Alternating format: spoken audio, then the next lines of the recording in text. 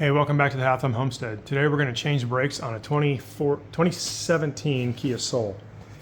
And this is everything you should need right here. And some towels. You got quarter drive, ratchet, Phillips screwdriver, a light, a clamp, your parts, your disc and your pads, and a rubber hammer. We're going to start with taking the tire off, which was a 21 millimeter, using an impact gun over here, and get it out of the way. Next thing we're going to do is we're going to light up the area.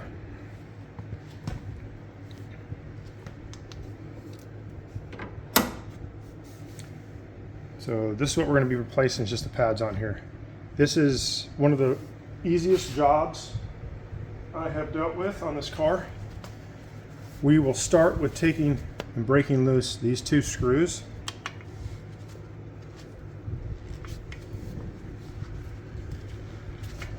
Maybe even me. There we go. All right. Leave those in for now. Next thing we're going to do is we're going to take off these two 14 millimeter bolts. This holds the caliper in. So we're going to take off this bolt and the bottom one down here.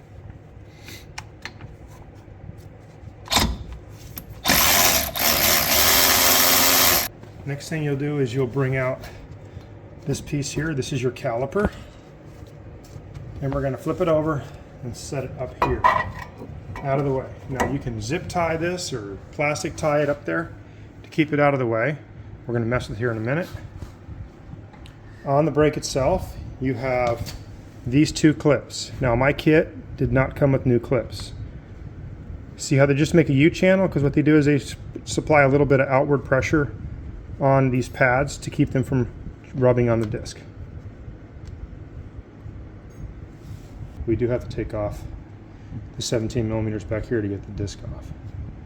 So we'll start with the pads first. We'll pull these pads out. If you're not changing the disc, you don't have to take the 17 millimeters out inside there. So we're just going to pop these free. These aren't that bad. The other side was a lot worse.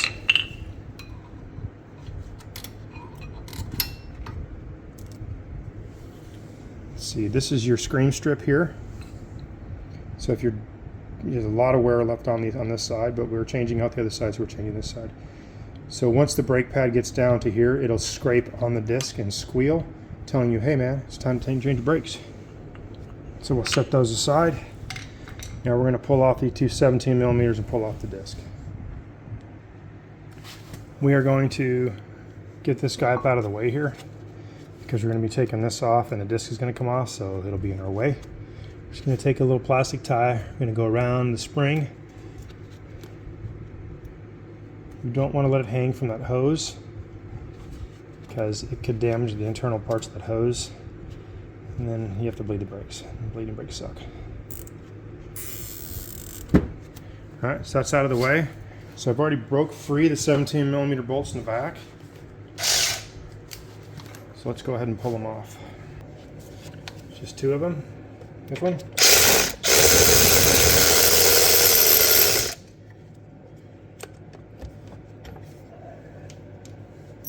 And the guy on the bottom down here.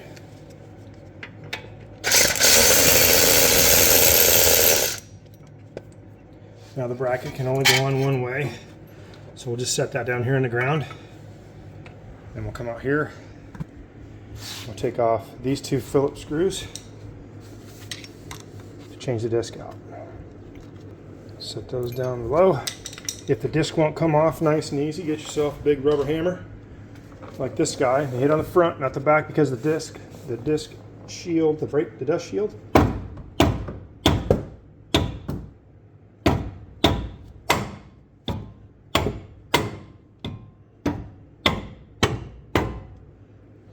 just pound it loose.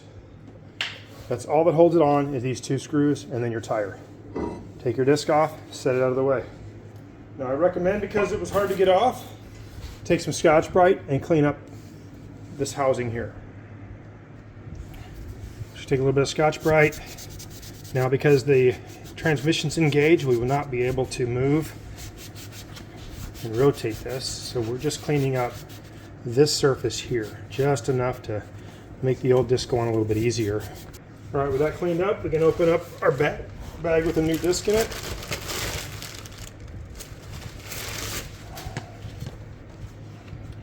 Line up your screw holes with the holes in your hub. It only goes on one way. And then put your 2 Phillips screws in, starting them both before you smoke either of them down. Next, we're going to put our caliper bracket back on the car. It only goes on one direction. You can't put it on this way. It has to go this way. So we'll take our 17mm bolts that we have over here, put the caliper bracket in position, and they will go underneath, not over the top of that. And we'll take our bolt, start them both before you smoke them down.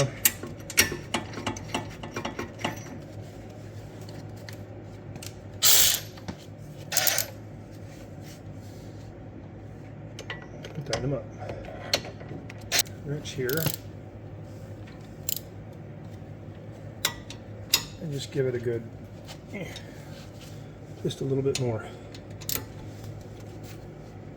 Alright, caliper brackets back in. Now it's time to put the brake pads on.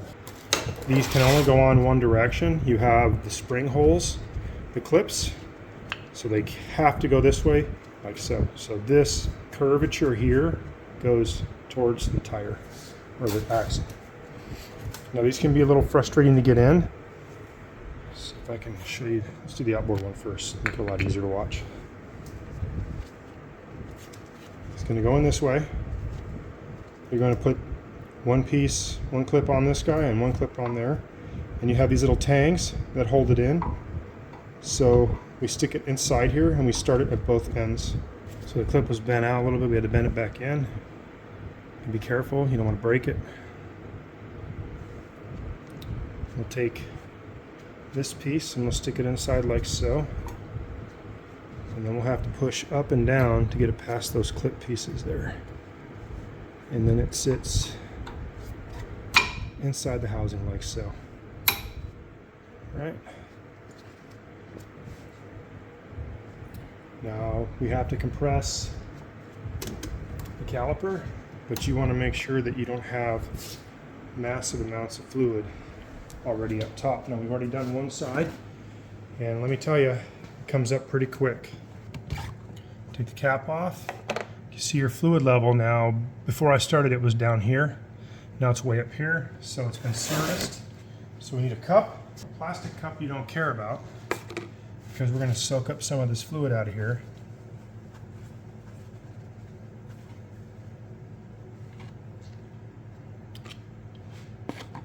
You're not going to squeeze it out of the rag. We're just going to soak up quite a bit of it here. We can always put more in. If this stuff spills out, guess what? I'll take your paint off.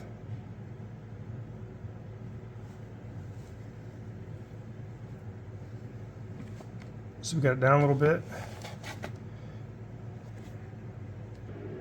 This is the C-clamp method. We're going to take the old brake pad, stick it in between the caliper piston and the part of the C-clamp, and the other part of the C-clamp is going to go on the hose.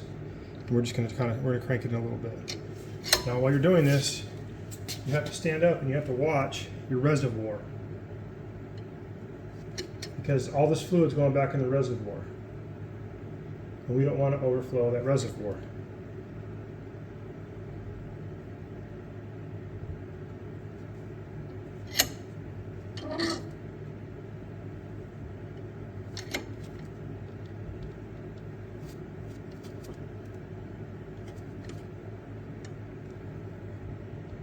I'm standing here and I'm watching it.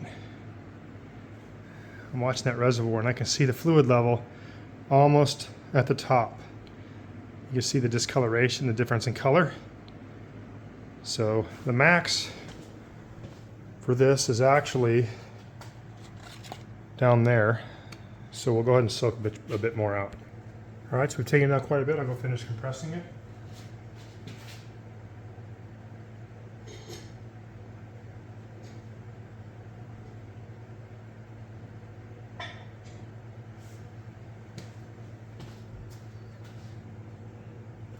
So that's completely compressed. You can see the fluid is above the max mark here, so we're going to need to take more out. So we'll do that right now because that's where we're at. If you look at the brake, you want to crank this down to the piston is completely flush. All right, before we put the caliper back on, we got to put our clips in, little springs. Now these like to just push these out a little bit, keep them from rubbing on the disc. So they just go in the holes, like so, and then when the caliper goes over, to push them down. Take your caliper back over. Make sure that your hose up here.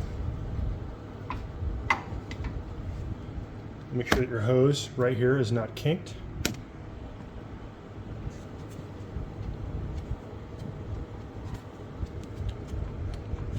Push it back past those little bolts.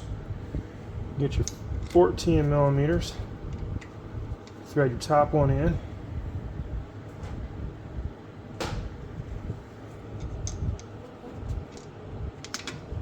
Thread the bottom one in. Tighten them up. Perfect. And that's it. Brake done. Put your tire back on, go drive the car. And check your fluid. And that is how you change the brakes on a front side of a 2017 Kia Soul. If you're just changing the brake pads, just the two 14 millimeters got to come out, pull the clips up, put new pads in, compress the caliper, and off you go. If you have to change the disc because it's too thin like ours was, then you'll have to take out the 17 millimeter rolls in the back. Here's all the tooling you need to change the front brakes on a Kia Soul 2017. You need an impact gun with a 21 millimeter socket to get the tire off. You need a jack pad. You need a jack. If you're just taking off and changing the pads, not the disc, then you only need a quarter drive. Just take out the 14 millimeter. If you're taking the whole thing off, you need a 17 millimeter with a 3/8 drive, and the 17 millimeter wrench to break them free because they're tight. Phillips screwdriver, pry bar, or some type of pry tool if you need to get in here and pry these off. And a C-clamp. A box of rags. Thanks for watching. Don't forget to like and subscribe. Half them out.